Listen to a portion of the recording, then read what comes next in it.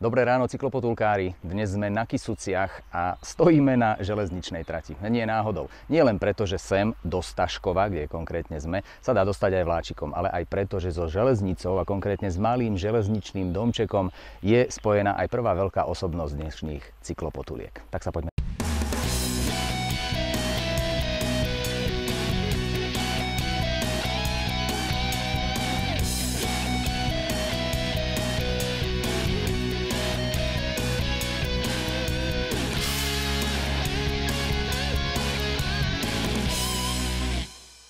Staškov leží v údolí rieky Kysuca v strede okresu Čadca.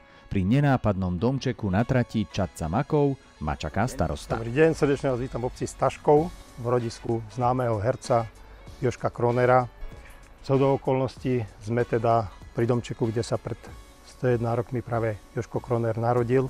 A tento domček je prvou zastávkou na cykloturistickej trase, ktorá vedie od obecného úradu až po hranice s českou obcou Horní Lomná.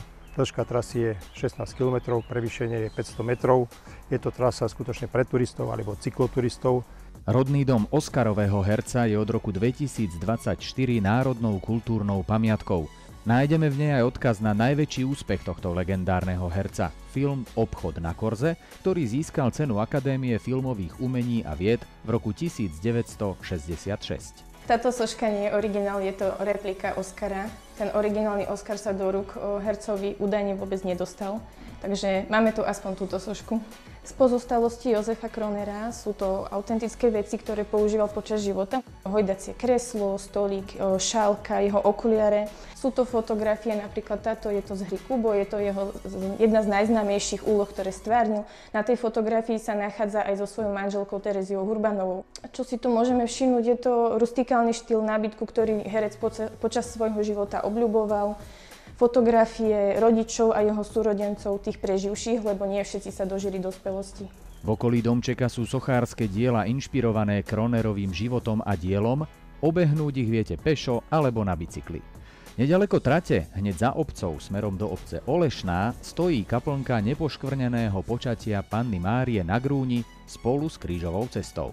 Pôvodná kaplnka bola postavená v roku 1869 pri vtedajšej takej úzkej ceste. V roku 1908 bola táto kaplnka asanovaná, pretože nebola z pevného materiálu, mala nejaké technické poruchy aj statické. Keď z okolností bolo 400 rokov od prvej písomnej zmienky obci Staškov, tak obec postavila, dodnes teda je vlastníkom tejto stavby, takúto kaplnku, ktorá sa postavila čiastočne z darov. V roku 2024, teda o 10 rokov neskôr, sa ešte doinštaloval zvon. Pokračujeme cez les do Klokočova, no po ceste máme ešte osadu Jelitov. Ten v krásnych kysuckých lesoch ukrýva miesto, ktoré vás očarí. Každoročne na sviatok svätej Anny sem putujú stovky veriacich na tradičnú púť ku kaplnke, ktorá uprostred smrekového lesa a s prameňom liečivej vody je pre všetkých návštevníkov oázou ticha a pokoja.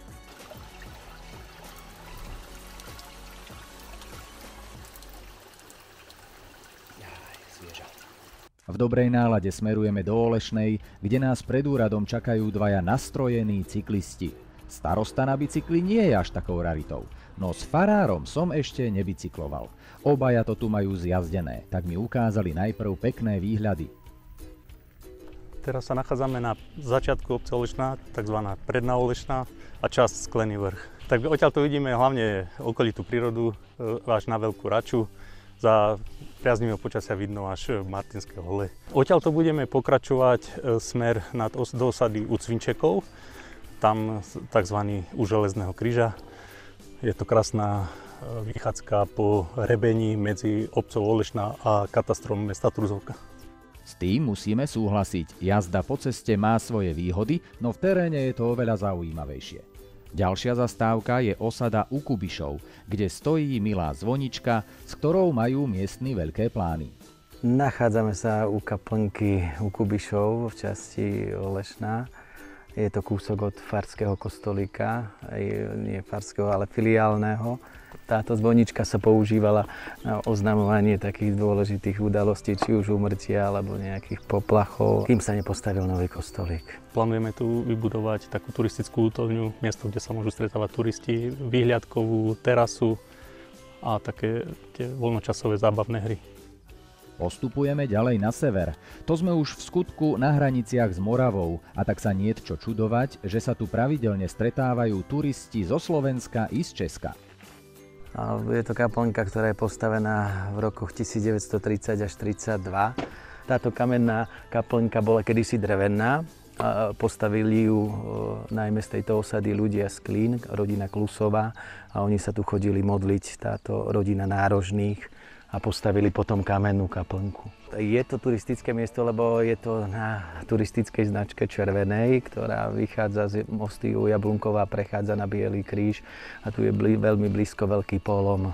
Takže tu chodí veľa nie len turistov, ale aj cykloturistov. Toto miesto zaujímavé tým, že sa tu nachádza vzácny prírodný úkaz tzv. Olešňanské rašelníska. V našej obci sa nachádzajú dve a tu je jedno z nich.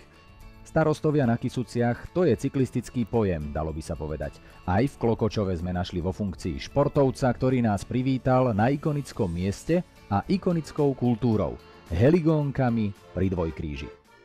Tento majestátny dvojkríž je nielen znakom tej našej histórie a tradície, ale zároveň predstavuje taký základ našich hodnôt, ktoré nás vedú. Samozrejme, tento dvojkríž stojí nielen ako ten pomyselný pamätník minulosti, no zároveň aj taký majak našej budúcnosti, ktorú spoločne tvoríme, aj predstavuje taký symbol našej národnej identity. Rado nás zobral k naozaj unikátnemu miestu, ktoré sa volá Klokočovské skálie. Je to unikátny skalný útvar, ku ktorému sa viaže aj legenda. A tu nám prerozprával miestny trombitáš. Skaly sú to guľa. Guľe sú to tiež nie, ale sú to vajca. Na týchto guľách, na týchto vajcach sedí orol, ktorý bol zakliatý, lebo sedľakom túto bral úrodu a slepice, husy, kačky. Všemohúci ho zaklial a odtedy tu sedí. Jedno čelo je také krásne, že vidno, jak ten orol je skamenený. Prebere ho jedine nejaká fujara trombita, a preto tu chodím ja fúkať, že tá fujara ho preberá.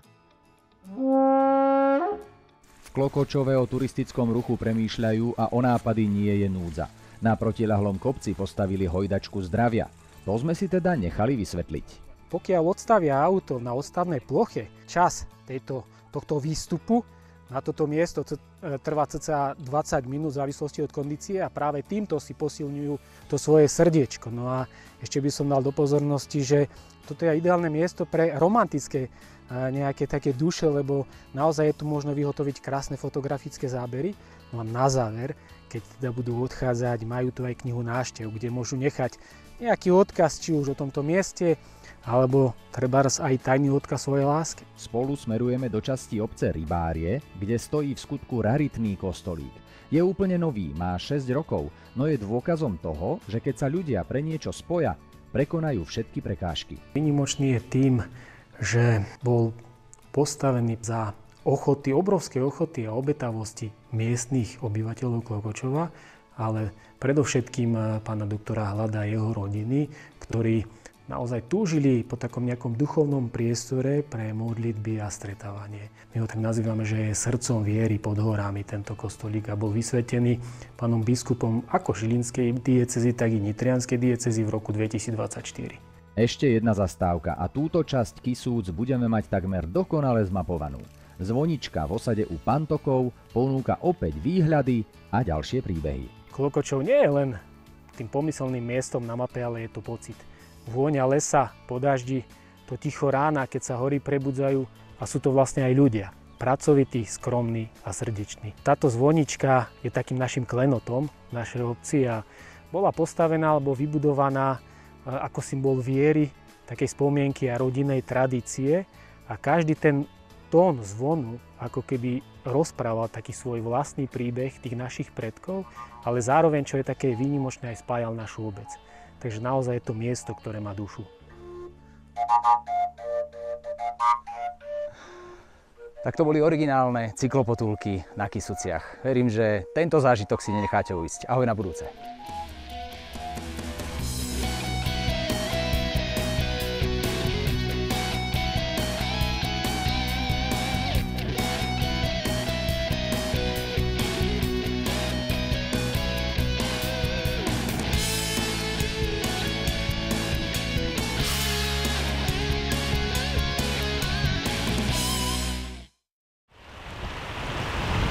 Právě pro vás natáčíme cyklotolky v Rakousku, ale točíme i v Německu, na Slovensku a samozřejmě hlavně v Česku, na Moravě a ve Slezsku. Na všechny tyhle díly se můžete podívat na našem YouTube, na kanále Cyklotolky _oficiál. Bike.